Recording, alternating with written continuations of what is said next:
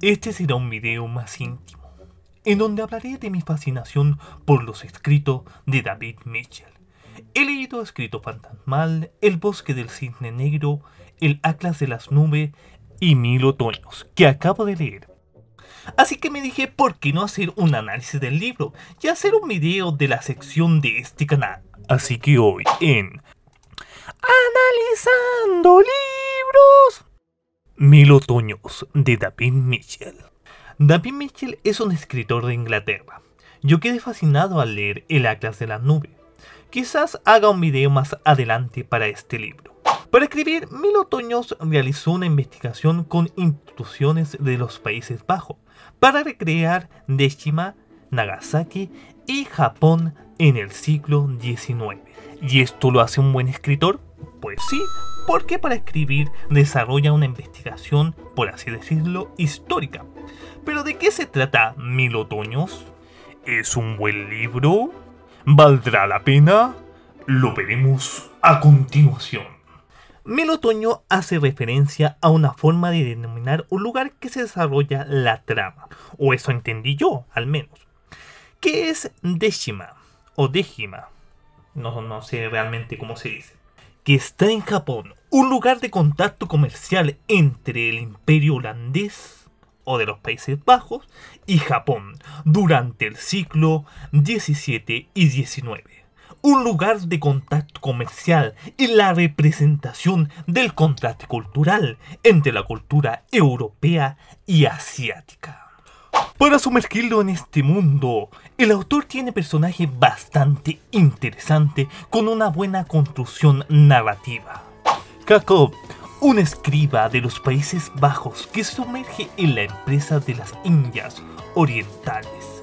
Orito, una japonesa que estudia medicina y que tiene quemado su rostro. ¿Por qué tiene quemado el rostro? Tendrás que leer el libro. Es un personaje fuerte y me gusta cómo está desarrollado en el libro. Estos dos personajes tienen una atracción amorosa. ¿Esto terminará en una relación? ¿En un casamiento? ¿Tendrán la clásica familia feliz? Son preguntas que se resolverán leyendo el libro.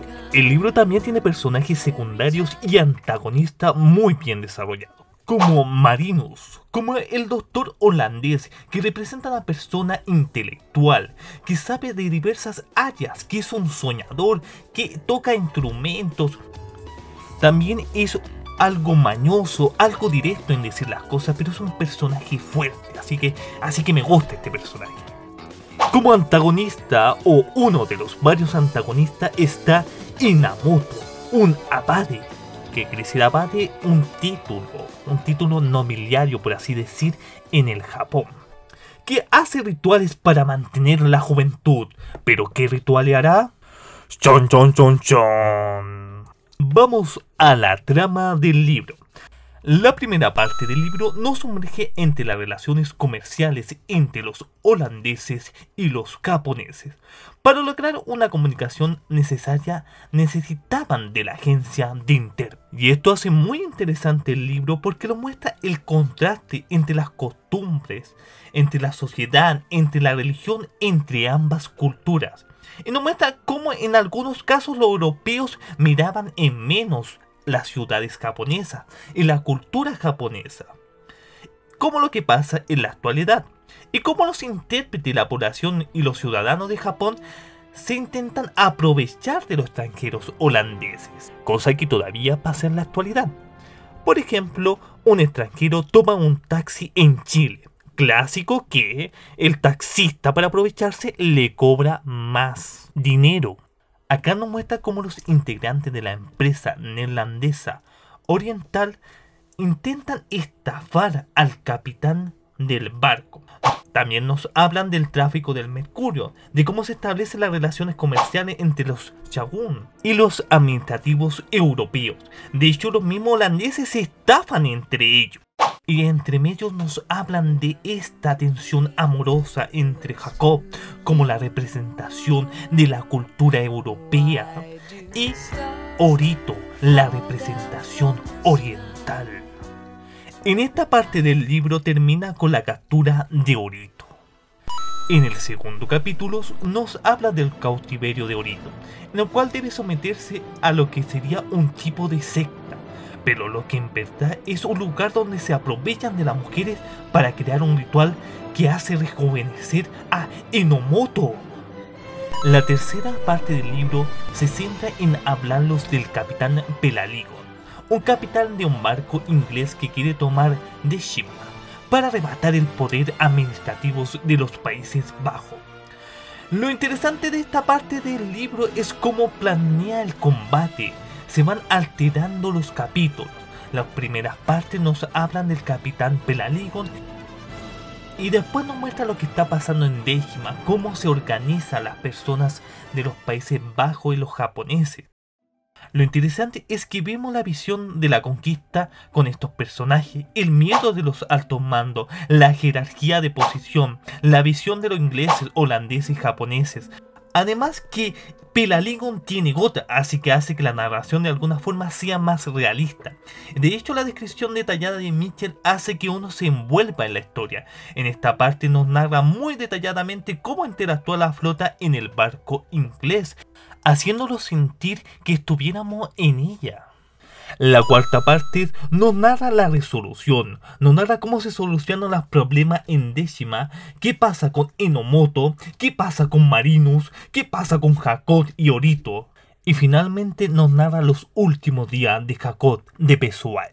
¿Por qué deberías leer este libro? Creo que la forma de escribir de David Mitchell es realmente fantástica. Nos sumerge en el mundo literario que los presenta a través de una escritura que nos sentimos que estamos en presencia en el lugar de contacto cultural, en donde tenemos personajes bastante interesantes, entretenidos, que no son platos sino que tienen profundidad.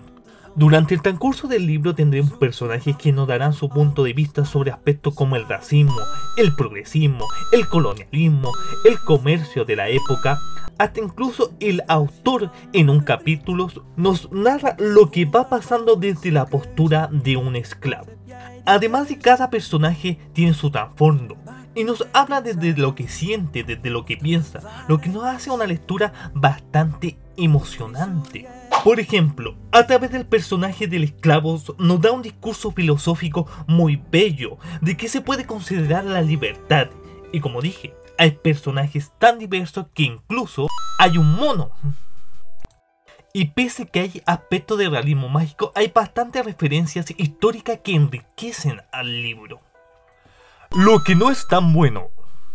Creo que nada es extremadamente malo en el libro, pero sí hay cosas desafiantes que es bueno que sepas antes de leer cualquier libro de David Mitchell. El autor tiende a poner muchos, pero muchos personajes y te está continuamente nombrando los nombres de estos personajes, lo que en algunos casos puede ser un poco confuso o agobiante. Por lo que es bueno que vayas subrayando los nombres de los personajes. También hay que mencionar que el final quizás no te satisfaga, pero es porque lo importante en la literatura de David Mitchell no es el final, sino el mundo que te presenta, como a través de este mundo literario te va presentando distintas situaciones y diversas culturas. Por lo demás, el libro igual es largo, tiene 500 páginas, pero vale cada página al que se dedica el tiempo para sumergirse en este mundo. Si te gusta la época colonial o del siglo XIX, o si quieres saber de los contrastes entre la cultura asiática o europea, o te gustan las novelas de época con tintes de realismo mágico, con personajes entretenidos, creo que este es un buen libro para ti.